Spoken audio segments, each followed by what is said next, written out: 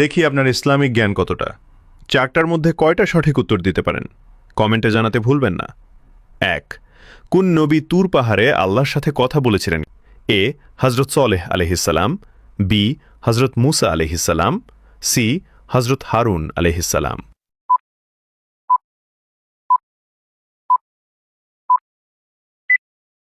সঠিক উত্তরটি হবে অপশন বি হজরত মুসা আলহিসাল্লাম। ২. কোন নবী মসজিদুল আকসা পুনর্নির্মাণ করেছিলেন? এ হজরত নূহ আলহিসাল্লাম, বি হজরত ইয়াকুব আলহিসাল্লাম, সি হজরত সুলাইমান আলহিসাল্লাম।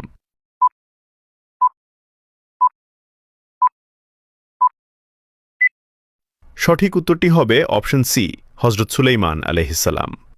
৩. কোন নবী পিতা ছাড়া জন্মগ্রহণ করেছিলেন? এ হজরত ঈসা আলহিসাল্লাম, বি হজরত ইসহাক আলহিসাল্লাম, সি হজরত ইয়াহিয়া আলহিসাল্লাম।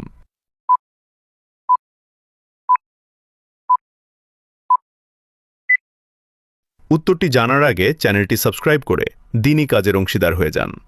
সঠিক উত্তরটি হবে অপশন এ হজরত ঈসা আলহিসাল্লাম। ৪.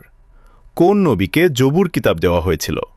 এ হজরত ঈসা আলহিসাল্লাম, বি হজরত দাউদ আলহিসাল্লাম, সি হজরত সুলাইমান আলহিসাল্লাম। উত্তরটি পারলে কমেন্টে লিখুন।